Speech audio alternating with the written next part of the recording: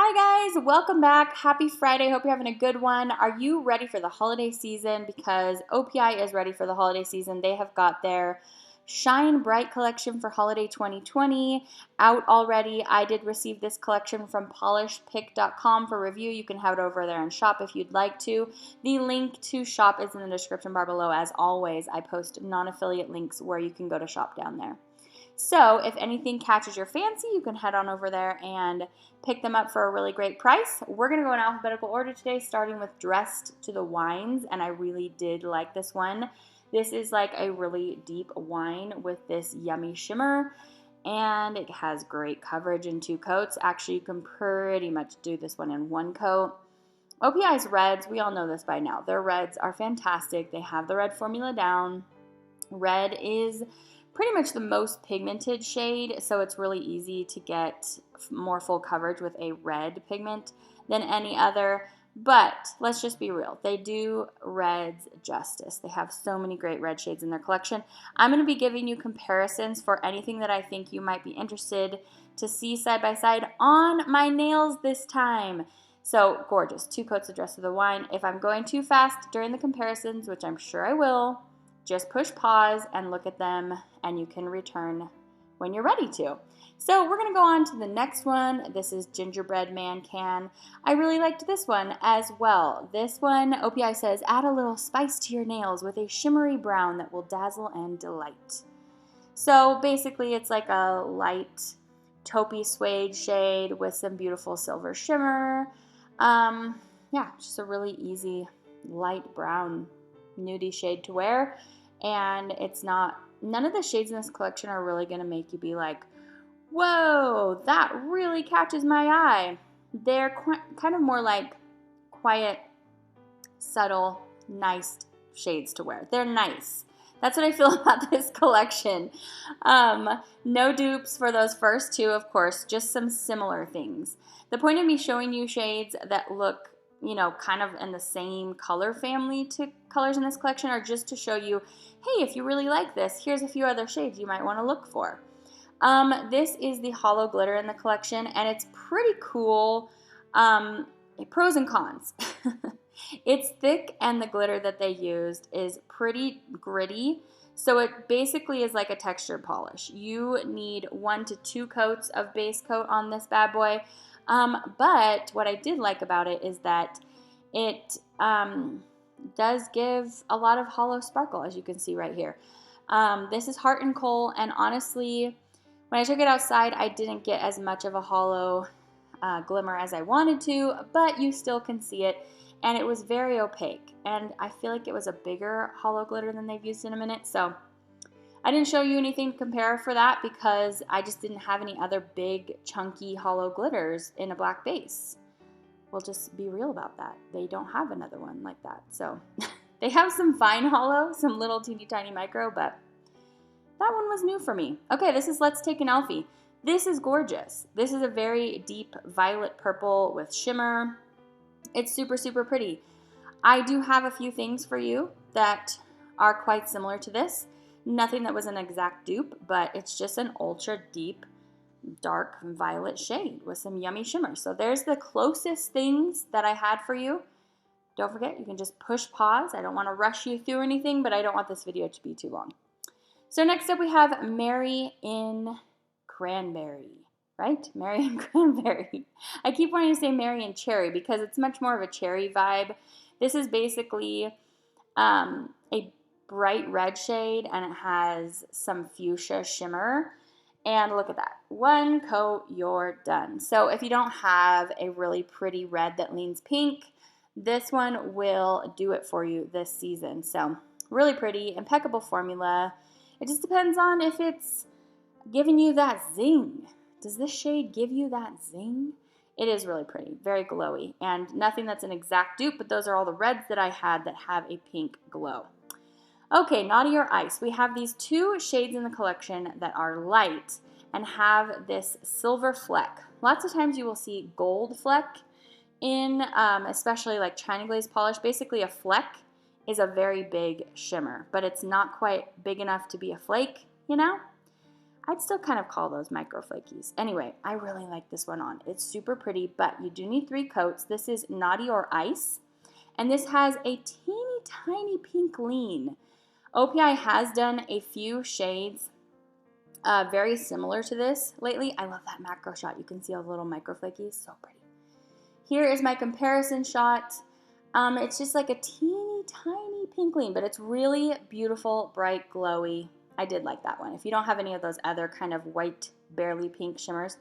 Okay, this is ready for the holidays, and you guys know by now, unless you're brand new to collecting, and you may need this if you're brand new to collecting, because if you don't have some great classic OPI reds, they pretty much can't be beat. Like, they just have the formula down, but they do relaunch this same red formula over and over and over and over. Like, you can't be in existence for as long as OPI has and make beautiful red creams and not make the exact same polish. These are all 1 coat red creams, and I had at least 2 times as many as that I could have, put on my nails, but I just wanted to show you 3 because, I only have 4 fingers that fit in the photo. So anyway, you guys, my point is, this is a red cream of which you probably already own from OPI. Okay. There are these 2 salmon frost polishes in the collection. They were not my jam. I'm not really a pink lover anyway, but when you do a light, slightly warm pink in a frost, it doesn't appeal to me very much. This is Snowfalling for you.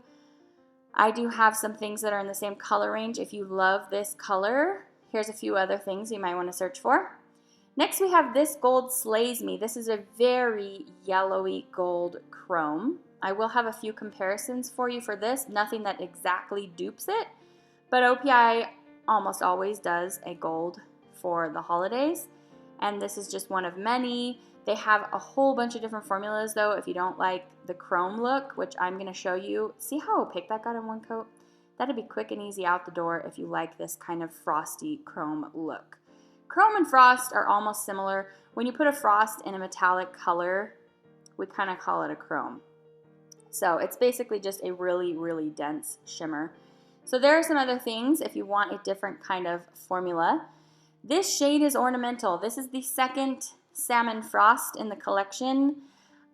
This one is slightly deeper. Sorry, my thumb was throwing it out of focus.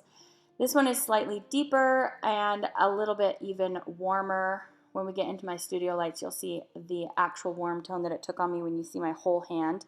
The reason you get slight color variations in my videos between my live swatching and my full hand swatch is I'm using a video recorder on my live swatching, and I use my Canon Rebel when I take my full hand swatch, and having my whole skin tone in there sometimes changes the color on me. But this is how it looks on me.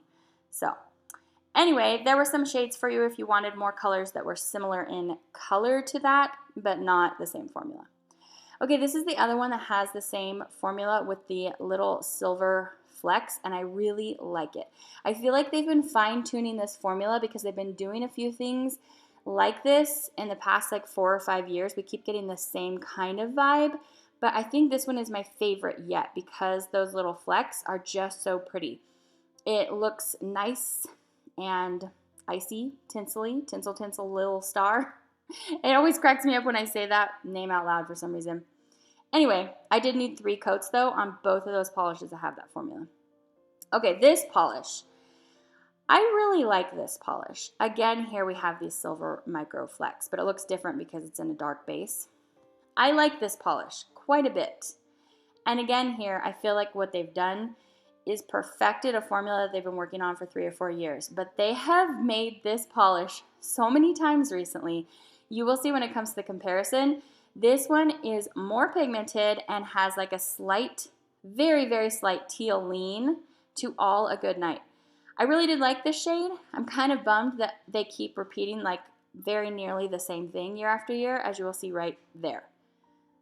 Those aren't the same polish. They are very similar though. And this year's version is the best one yet. Okay, we are now to the final 3 polish. These are like the 3 kind of bonusy polishes. This one is a clear topper with iridescent glitters in all different sizes. This was my favorite out of the 3 extra shades. just because it didn't have any formulation problems for me.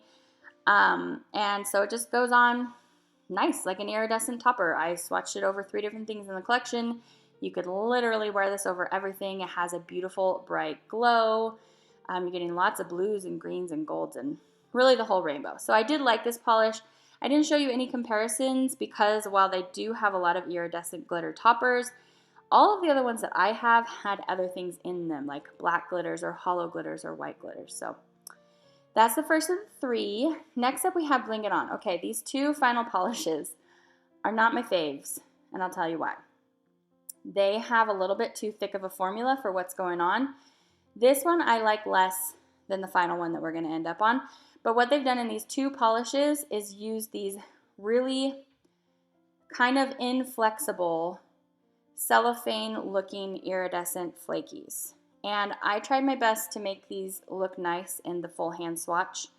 What's happening here, this is 2 coats on its own. I couldn't do a 3rd coat, you guys, or it was going to be too goopy and thick. I couldn't do that to the manicure, so you still see some visible nail line. Here it is as a topper.